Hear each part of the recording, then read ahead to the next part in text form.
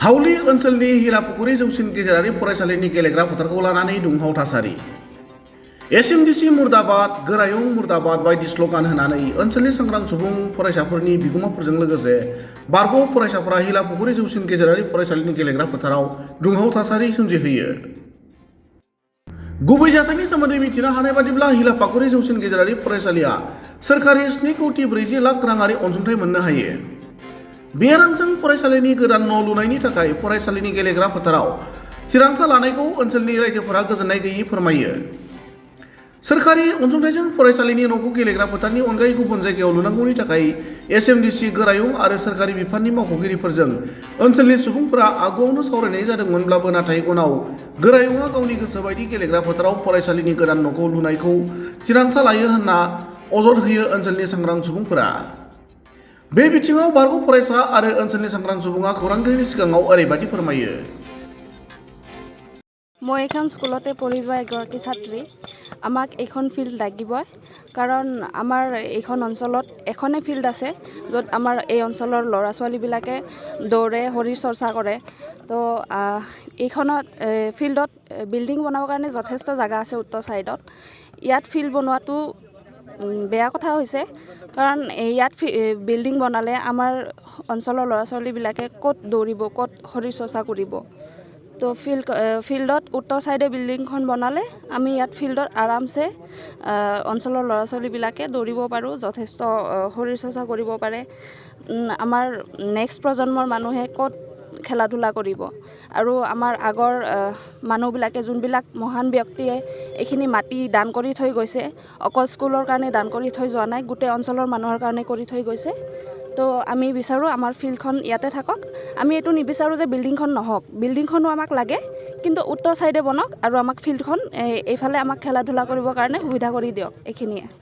বন্ধুসকল, আমাৰ এই বৃহত্তৰ হাউলি অঞ্চলত আমাৰ মাইনৰিটি এৰিয়াৰ একমাত্ৰ খেলপথাৰ এইখন খেলপথাৰ, আৰু যিটো 1958-59 চনৰ জৰীপ মতে এইখন এখন বল খেলা ফিল্ড হিচাপে এই অঞ্চলৰ ৰাইজৰ কিছুমান সদাশয় ব্যক্তিয়ে দান কৰিছিল। আৰু সেই সময়ত এই অঞ্চলৰ ৰাইজে এই খেলপথাৰখন বিভিন্ন সামাজিক, ৰাজনৈতিক, সাংস্কৃতিক কামত ব্যৱহাৰ কৰি আহিছে।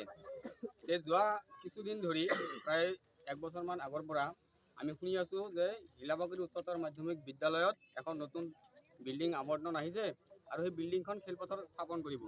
এই অঞ্চলৰ ৰাইজে সেইটো বিৰোধ কৰিছে আৰু বিভিন্ন সময়ত এছএমডিচিৰ লগত, স্কুল বিদ্যালয় কৰ্তৃপক্ষৰ লগত একেলগ হৈ এইটো সুমীমাংসাৰ এটা চেষ্টা চলাই আহিছে, কিন্তু তেওঁলোকৰ পৰা কোনো সঁহাৰি নাপায়। আমাৰ ৰাইজৰ ফালৰ পৰা ৰাইজ মেল দি অসমৰ এনেকুৱা কোনো এই বিভাগৰ তাৰমানে অফিচ নাই, কাৰ্যালয় নাই, য'ত আমি কোনো ধৰণৰ এপ্লিকেশ্যন কৰা নাই। অৱশেষত যেতিয়া আমি এই বিভিন্ন অফিচসমূহৰ পৰা বা অফিচাৰসকলৰ পৰা কোনো ধৰণৰ সঁহাৰি নাপায়, অৱশেষত ৰাইজৰ ফালৰ পৰা এটা PIL দাখিল কৰা হয়। উচ্চ ন্যায়ালয়ৰ পৰা সেই PILৰ এটা অৰ্ডাৰ DC মহোদয়ৰ তাতে আহে, আৰু তাতে এই খেলপথাৰখন সুৰক্ষিত ৰাখি আইনমতে এটা সিদ্ধান্ত লোৱাৰ কাৰণে তেখেতসকলৰ ওচৰত এটা অৰ্ডাৰ আহে। আৰু সেই মৰ্মে আমাৰ DC মহোদয়ে এইখন ক্ষেত্ৰ পৰিদৰ্শন কৰি সেইটো এটা ৰিপৰ্ট পঠাব লগা আছিল। কিন্তু DC মহোদয়ে নিজে নহাকৈ তেখেতৰ তলতীয়া যিবিলাক অফিচাৰ আছে, IS, তাৰপিছত ডিষ্ট্ৰিক্ট স্পৰ্টছ অফিচাৰ, তেনেকুৱা ধৰণৰ কিছুমান অফিচাৰ আহি ইয়াতে জোখমাখ কৰি ৰিপৰ্ট তেওঁক দিছে, আৰু সেইমতে তেওঁ এটা অৰ্ডাৰ পাছ কৰিছে। যেতিয়া এই তাৰমানে DC ছাৰৰ তলতীয়া অফিচাৰবিলাক আহিছিল, জোখমাখ কৰিছিল, জোখমাখ কৰি তেওঁলোকে এইটো তাৰমানে ৰাইজক সন্মুখতে তেওঁলোকে স্বীকাৰ কৰি গৈছে যে যদি খেলপথাৰৰ দক্ষিণফালে বিল্ডিংখন বনোৱা হয়, তেতিয়াহ'লে উত্তৰ ফালেদি খেলপথাৰ, কমচে কম ফুটবল খেলাৰ মিনিমাম যিটো নৰ্মছ লাগে, সেই নৰ্মছ মতে খেলপথাৰ নাথাকে, এইটো তেওঁলোকেও স্বীকাৰ কৰি গৈছে। কিন্তু DC মহোদয়ৰ যিটো অৰ্ডাৰত এনেকুৱা ধৰণে দিয়া আছে যে খেলপথাৰৰ দক্ষিণফালে যদি বিল্ডিংখন হয়, তেতিয়াহ'লে উত্তৰ ফালেদি খেলপথাৰ থাকি যাব। কিন্তু এইটো একেবাৰে ইম্প্ৰেক্টিকেল, তাৰমানে এইটো প্ৰেক্টিকেলি এইটো সম্ভৱ নহয়। সেইকাৰণে আমি তাৰমানে এই অঞ্চলৰ ৰাইজৰ ফালৰ পৰা এই অঞ্চলৰ যিটো খেলপথাৰ, যিটো হিলাবাগুৰি উচ্চতৰ মাধ্যমিক বিদ্যালয়ৰ নামত নাছিল ইমান দিন, 1958 চনৰ পৰা ইমান দিনলৈকে হিলাবাগুৰি উচ্চতৰ মাধ্যমিক বিদ্যালয়ৰ নামত এইখন খেলপথাৰ নাছিল। 2023 চনত এই মাটিডৰা বিদ্যালয়ৰ ফালৰ পৰা এটা চিঠা নামজাৰি কৰিছে, আৰু সেই চিঠা নামজাৰিৰ ভিত্তিত এই যিটো RIDF-ৰ যিটো ডাঙৰ স্কিমটো 7,40,00,000 টকাৰ সম্ভৱত সেইটো ইয়াতে স্থাপন কৰিব বিচাৰিছে, যিটো নেকি এই অঞ্চলৰ কাৰণে এই খেলপথাৰখন, এই অঞ্চলৰ তাৰমানে খেলপথাৰখন সম্পূৰ্ণভাৱে বিনষ্ট হৈ যাব, আৰু আমি এইটো কেতিয়াও ঘূৰাই নাপাম।